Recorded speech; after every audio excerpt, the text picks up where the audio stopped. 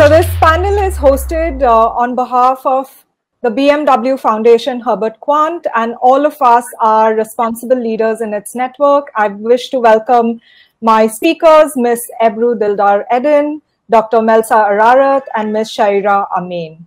So hi everyone. So Mandy Moore says, when women are empowered, they make an enormous impact on the world. So I wanted to ask each of you to share in your own work, how have you seen women lead differently, and why is it important to make a case for more women in leadership positions? And I'm going to ask Ms. Ebru to kickstart the discussion. And now, do you hear yes. me? Okay. Yes. Okay, thank you so much. It's great to be together today.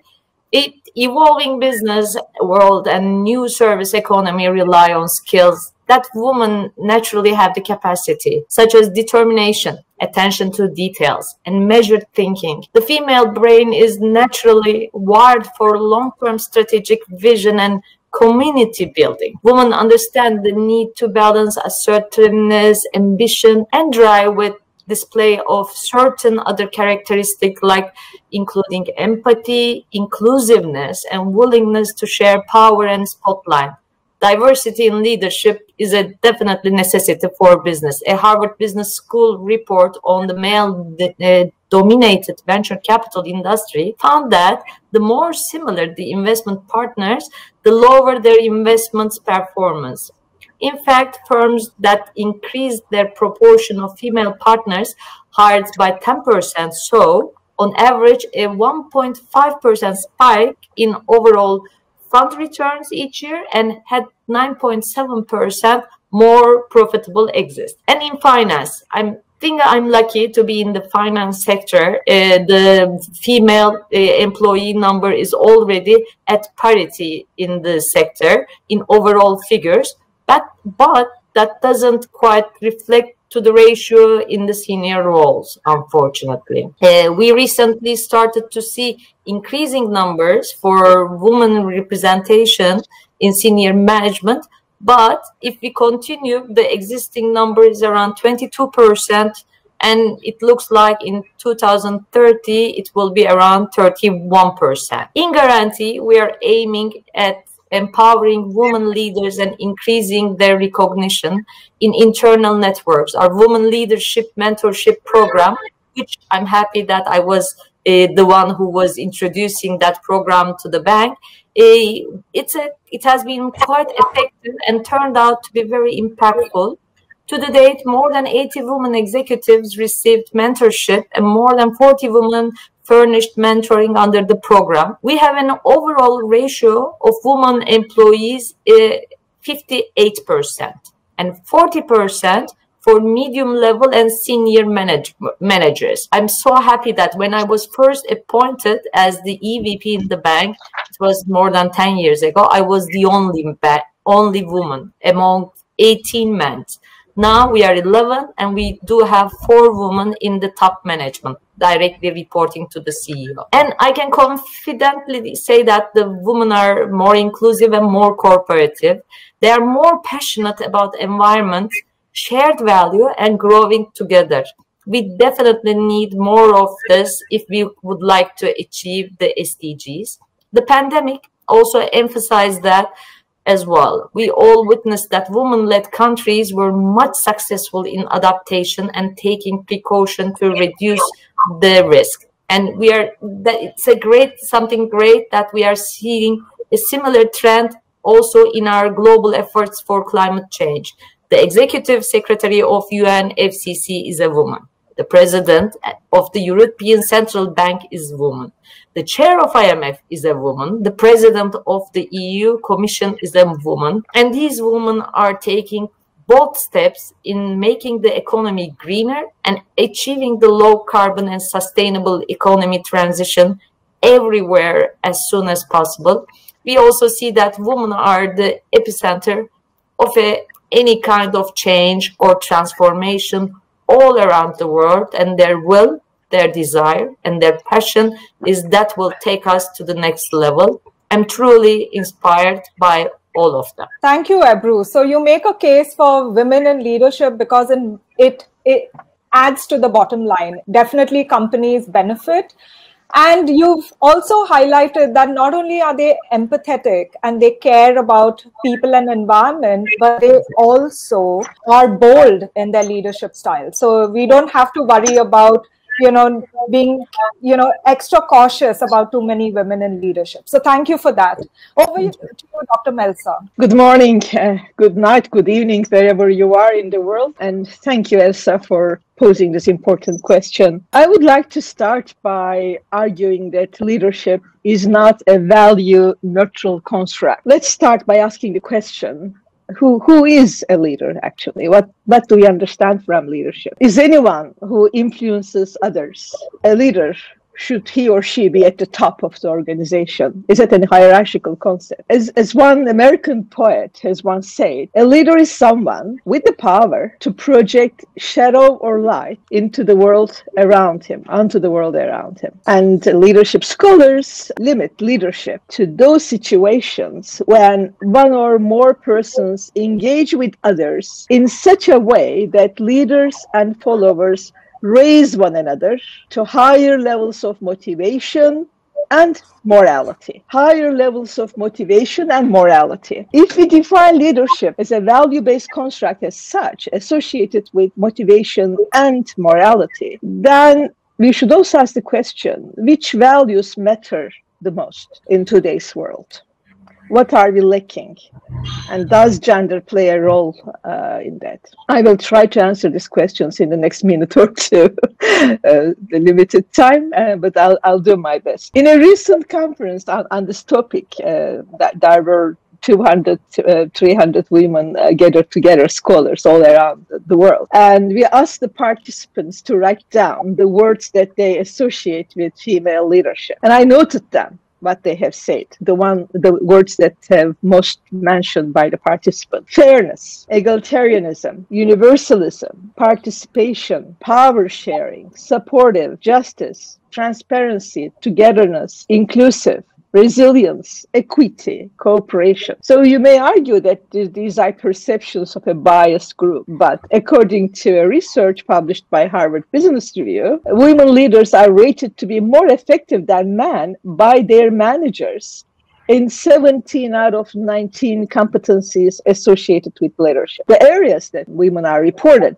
to excel include acting with resilience, as we have seen during the past crisis period, developing others, collaboration, teamwork, building relations, and displaying high integrity and honesty. Aren't those exactly the qualities that help the leaders and followers to raise to higher levels of motivation and morality? So even though the research offers multiple reasons why women do not ascend to leadership at the same rate as men do, stereotyping and prejudice remain fundamentally important. Stereotypes are sticky and supported by role segregation, which continually reinvigorates stereotypical thinking and work against prejudice and discrimination. I will stop here, and just in addition to Ebru's comments on the importance for businesses that female leaders should also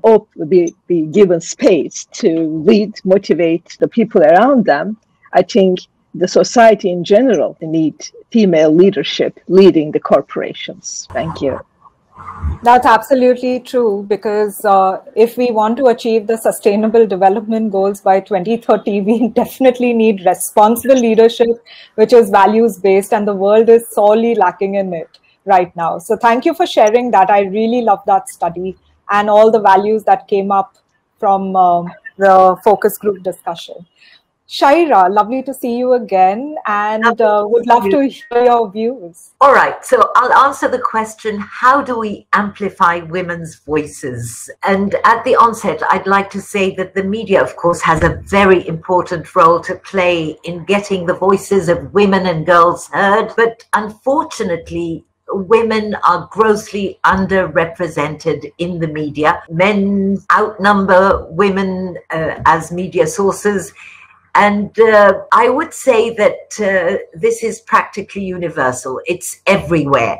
But I tend to find that women journalists, they quote women more than male journalists. So one suggestion would be for media organizations to hire more women reporters. Aside from the media, there is, of course, social media that has proven to be a very effective and powerful tool in getting women's voices heard, as we witnessed with the Me Too campaign that recently gained momentum here in Egypt, encouraging many women to share their stories. The perpetrators were prosecuted as a result of the media campaign, but it didn't only capture the media attention, it also led to policy change, because our anti-sexual harassment law was amended as a result of the social media campaign, guaranteeing confidentiality for women who report harassers. Also, panels like this one.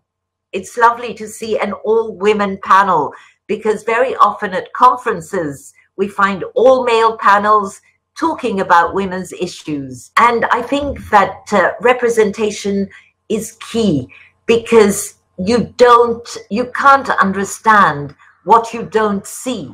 So it's very important to give women visibility through access to new technologies. As I said, very often in developing countries, this is not the case because the infrastructure isn't there, because it's costly, and of course, because of discriminatory social norms. We must begin to empower women at the grassroots. Civil society has a very important role to play by building the capacities of women, enhancing their leadership skills. And yes, trainings, mentorship programs are very useful because they can show young girls the way forward. And I can't overemphasize art as an effective tool. And one example that comes to mind is the street graffiti that we had in Cairo during and right after the 2011 uprising. The murals were spray painted by women artists. So women were telling the stories of other women. And, you know, it brought issues like sexual assault and harassment to public attention, because they painted the sexual harassment incidents that were happening in the streets to keep women out of the public space. Unfortunately, dramas and soaps too often stereotype women, portraying them as submissive and weak. But there is one film that I watched, 789, about sexual harassment and how women took it in their own hands to fight back. And I left the cinema feeling very empowered. So I think we need more women writers, because they are the ones that can get the stories across. And one final message to men, if there are any men listening to us here today, I would tell them that you have a very important role to play, whether at the workplace or in your everyday lives. Pass on the microphone to your female colleagues and give them a chance. They may have something worthwhile to say. So, you know, the onus is on all of us, really. We all take responsibility to get women's voices across. Thank you, Elsa. Thank you, Shaira. Those were very powerful words. And it reminds me that it's the same case in India too, you know, where mainstream media and our Bollywood film industry reinforces a lot of those stereotypes and a lot of those harmful practices of like stalking is cool and, you know, stuff like that, which millions consume and think it's reality. So we have a lot of work to do. And it reminds me that also in our finance sector, we have a lot of women, which is great. But there are other sectors like journalism or even the film industry where there aren't too many women out there, and we can do with a lot more. So if we are to better the future, we must disturb the present. And that's what Catherine Booth says. And so I'm going to ask you now, how are you all disturbing the present? Ebru, whilst you may have, you know, higher representation of women within the finance sector in your country, how are you trying to support the transition for gender equity and equality? Because finance really dictates what how other sectors also function. You're on mute. Somehow it goes, sorry. Let me start the way the finance sector. Of course, I want to give some example from Garanti Bank's examples as well. We should be evaluating finance sector support with two different aspects.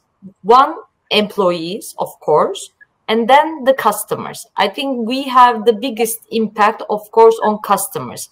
But before going to customers, I want to just give some examples, what kind of things that we have done till now and what the other banks can deliver as well, because it will be having a big impact on the general financial system in Turkey and in the world as well, of course. The great importance we attach to gender equality and women's empowerment. We were one of the first companies to implement the equal opportunities model. And also, we are one of the first signatories of women's empowerment principles and the first bank in Turkey to sign. This is important. It shows your commitment to the women's empowerment. And also, as I mentioned earlier, we had a big program about the Women Executives Network within the bank that consists of top and mid-level positions. Our goal was to have all of us to get to know each other better and increase the connectivity and relationship among us, that we can support each other in business matters, personal issues, and everything. We had dinners together, we organized gallery visits, we had coffee times, and it has been very effective to improve the bond between us. Later on, everyone on this group, in this group started to work on a gender equality issue of their choice. And then came the trainings, the mentoring programs, and so much more has unfolded. We designed the gender equality training program in collaboration with UN Women and made it mandatory trainings for all employees. It's not only for women, it has been also for the men as well. The training focuses on unconscious bias, such as the gender roles imposed by the society and how they affect the work environment, because there are so many things that we are not aware of doing it. We have a fair and equal performance system, and our compensation model is completely gender neutral. We disclose the gender pay gap figures in our integrated annual reports. Reporting is also important. It shows your focus on that. And our gender equality initiatives is not, as I said, for women. We also look into what we can improve for our male employees as well. For example, last year we have increased the paternity leave above legal requirements for our employees. We try to offer fair and equal working environment and career opportunities for all. On the customer side, we believe a bigger impact can be created through our customers in terms of gender equality. There are financial products to achieve gender equality barriers for retail customers, SME customers, banking. We should be covering all business lines. Let me start with SME customers, because SME contribute up to 7% of employment in Turkey. The number of SMEs owned by women is very low. We believe that economic freedom is a key to solving gender equality problems. At Garanti BBVA, in order to increase the number of women entrepreneurs and enable women to grow their businesses, we have been categorizing women as a separate customer group since 2006. We are aware of the fact that women have different needs for economic well-being. Our Women Entrepreneurs program offers a wide range of services to women entrepreneurs. We support them in 4 different areas: access to finance, education, encouragement, and of course, access to new markets. I think this is one of the most important part. And in 2018, we have also issued the first social bond in emerging markets called the Gender Bond, for $75 million in collaboration with the IFC, to be allocated for the financing of women entrepreneurs. Having said that, we realize that there are various supports for women entrepreneurs nowadays in business, but not many mechanisms to promote gender equality in big companies. And that's why in 2019, we launched a unique financing mechanism called the Gender Loan, to motivate the Turkish companies to improve their gender equality practices. Our sustainable finance team developed a detailed and then extensive set of criteria that includes questions such as maternity return to work programs, equal treatment practices in place, recruitment, promotions, paid paternity leave, gender pay gap, policy, all should be in place, and we evaluate the borrower's gender equality performance based on this criteria set. And if the company improves its performance, the margin of the loan will decrease. The financial products in retail banking is unfortunately limited, but there are also products. This is not something we deliver, but I think all the banking system should focus on that as well. That's why I would like to mention it. There are products that we should be able to offer products that can be developed, especially on the savings and investing side. We need more supportive financial initiatives for women to increase their wealth. This is something very, I think, crucial for women. And there is also a need to create innovative products that it can be expanded and also deepened, keeping pace the rapid changes in today's condition. In 2020, we have seen the effects of the economic and social crisis rising from pandemic in every department of life.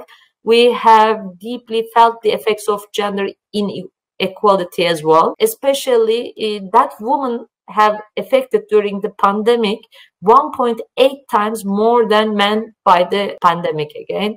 It gets even more understandable considering the household work, including feeding, cleaning, and care is done more than by women. So there are so many things that the financial system can provide, but the focus has to be there, and the internalization of the subject will be important. You raised some really important points. So thank you for that. You know, the domestic care work, even in India, women on an average, even before the pandemic, did 5.5 hours daily of extra care work at home, which is almost a full-time job. And then you also raise the importance of financial literacy, which many families don't necessarily teach their young girls, and access to finance. You know, in India, we have this unique problem where we have the most number of graduates ever, women graduates, but year on year, the participation in the formal labor force is declining, and we are less than 25%. And with COVID, it's even lower, which is really worrying, because in your first, in the first round, you mentioned that it has a definite positive impact on the bottom line of a country's GDP or a balance sheet of a company. And so we need more women in the labor force. Thank you for raising those important points. Dr. Melsa, corporate social responsibility and good governance is very critical to the sustainability of the planet. And how do you think that women in leadership in these areas can drive the change? Thank you. Thank you for the question. Again, a great question. Well, since 1980s, globalization created unprecedented wealth and raised millions out of hunger and poverty, but set the planet on a trajectory of catastrophic global warming. And until recently, we measured development only by income per capita. We then created a simple and clear human development index focused on health and education, in addition to income, as a metric of capabilities, not as a matter of economic development. But today we know better. Human development index is now adjusted for inequality in those simple dimensions, and also in gender, the inequalities in gender. And a lot of countries that score high in the Human Development Index, when the index is adjusted for inequality in income, in education, in health, and in gender, they lose their ranking among all the countries that are ranked. This year, UNDP introduced another adjustment to Human Development Index to account for planetary pressures. The index is now multiplied by an adjustment factor reflecting carbon emissions and material footprint per capita. And the adjustments related to those were eye-opening. Our aspiration to change the human epoch, as we call it now, that the humans actually shape the world, the planet, to humane epoch, as I would wish to see it transformed into. This requires a change in leadership. And research has shown that the companies with higher level of women representation at the board and at senior management levels emit less greenhouse gases compared to their peers. And a larger portion of their energy use comes from renewables. That's quite interesting. And that has been a trend for the past few decades. And those companies with higher ratios of female representation at the top, the boards and the senior management, also have less securities violations and lower wage gaps, and they behave differently than those that have lower representation of women. And one line of research focuses on studying motives as the determinants of leadership. According to that research, men are found to be motivated by power, which is largely considered to be the great motivator of leadership. Women, on the other hand, are motivated by affiliation, which is related to team performance. I believe the grand challenges humanity faces today demand a collective change. Collective in the sense that the businesses, the governments, and the civil society should act together. Collective in the sense that businesses should come together despite being competitors in the markets to set higher standards and higher behavioral norms to make sure that the symbiotic relationship between the business and the society is for the good of the humanity, and that this epoch can be actually transformed into a humane epoch. Women's resilience and solidarity are proven to be essential for mobilizing collective changes. And the experiences during the COVID crisis, as mentioned before, offered a natural experiment in support of the case for women leadership. I must, of course, add that we can't achieve the benefits of diversity and female representation in decision-making levels if women remain marginalized and they're only at the top where they are visible. We have to make sure that the representation of women at the top is a result of organizational norms and organizational processes that are inclusive, that's also opening space for women. Because otherwise, women at the top will not be any different than men, and that will not make any change in the way the organizations behave. And of course, achieving gender equality at the leadership positions requires transformation in all spheres, but it can't be separated from eliminating all forms of discrimination and prejudice. And this is where, of course, the organizational policies, corporate policies, and processes come to the picture. Men and women should be leaders, not just men and not just women. They complement each other. They are equally effective leaders, provided that the leadership role is not gendered and it does not conflict with their self-identity. And that is the most important aspect when we think about putting women or encouraging women to be at the top or as leaders. We don't need to be at the top to be a leader. And solidarity between men and women, based on sharing a higher order identity and positioning men and women as agents of change towards a common cause, may be more effective. And the social purpose of gender equality campaign around the world, and also in the corporate governance area, where investors are pushing for diversity at the top of the organizations, are based, of course, research that shows that with more women at the top of the organizations, the companies are performing better, not because women cause that better performance, but better performance requires using talent that is untapped so far. But again, the social purpose of gender equality is not to put individual women in positions of power and influence, but to mobilize collective action for a social change that the world badly needs. I'll stop here. Thank you. Thank you, Melsa. That's really important. Shahira, you had spoken about the Me Too movement, and we are currently in the digital age where women, especially journalists and politicians, women politicians, are constantly at the receiving end of online violence. But there's also this whole culture of widespread disinformation and fake news being circulated. I wanted to ask your thoughts on, given the amount of time we now spend online, how can we individually and as leaders ensure that we consume and produce media responsibly? Thank you for that question, Elsa. Indeed, there's a wealth of information out there, and not all of it is true, of course. In fact, there's quite a bit of fake news, and it seems to be increasing.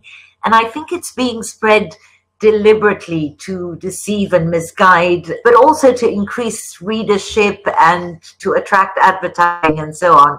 So how do we deal with disinformation and fake news? Well, I would just say, put your filter hat on. Never blindly consume information. We need to question everything that we read or we see on the internet, and just be smart and critical of what you read, whether it's from a news outlet or if it's from someone that you're following online. So it's very important to know where the news is coming from, who wrote it, is it a credible and reputable source, and has it been also published by various other websites? And if it has, are those websites credible or not? So if something doesn't sound right to you, if it sounds too outrageous or even laughable, then it's probably not true. And we need to double check. So I personally never share articles without reading them through word for word first, because by retweeting an article, we are proliferating it. You also need to recognize the difference between a news article and an opinion piece. And I'll repeat what I tell my young journalists in the workshops. We have this NGO that trains young women journalists, and I think the rules are the same. I tell them to always check and recheck. And when you've shared something, sometimes we quickly share and we think it's true, and then we discover that it's not true. So we don't just delete it. We have a responsibility to go and delete it, number one, but also to apologize and to say why we deleted it and why we think that this is a fake article. Luckily, the issue is gaining more attention, and there are various tools and mechanisms now to detect fake news. And I would just say that, follow your instinct and always check. That's Thank you. Thank you. And so now we are coming towards the end of our panel, and we have just a few minutes. But since we are all responsible leaders in the BMW Foundation Herbert Kwan Network, I wanted to ask each of you, what does responsible leadership mean to you? But please be really quick and less than a minute. Ebru, starting with you. I think responsible leadership is distinguished by ethical and values-based attitude and the ability to build long-term relations with different stakeholders. And it should be embracing the differences and shortcomings while initiating change towards sustainable development. And to become responsible leader, you need to start questioning the way you do business. Is your workforce getting everything they need to achieve their goals? Are you looking enough to identify future risk and opportunities? Can you really bring the best out of your colleagues? This is what I can say. That's great. Melsa, you're on mute. Okay, thank you. In my view, responsible leadership starts with avoiding harm, and that is the most important thing, and make a positive impact, if you can, on your environment. It may sound easy, but it is not.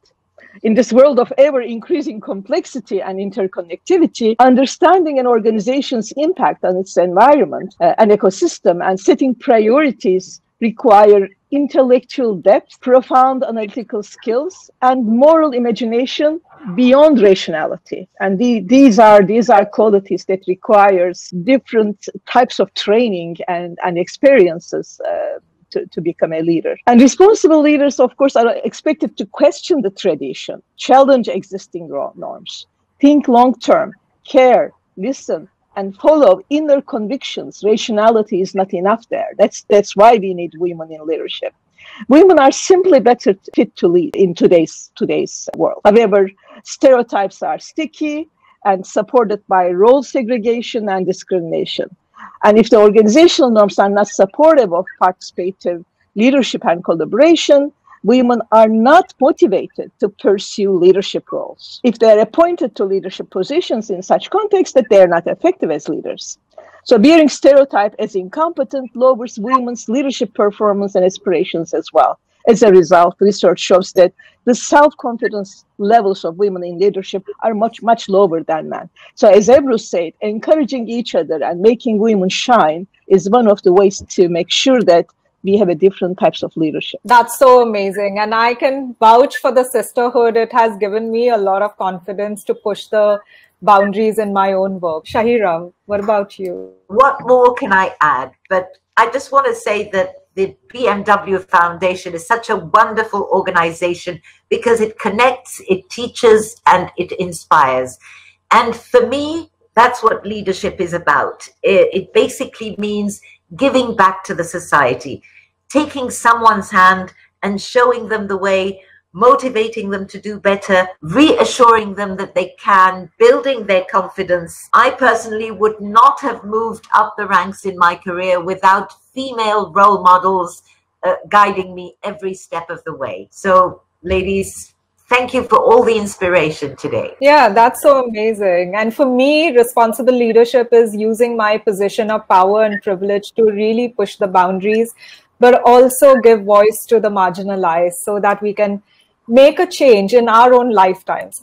And our last set of questions, again, very quickly. So this conference is about the impact on the future. So if you were to advise one call to action for the next 10 years to accelerate gender equality, what would it be? Ebru.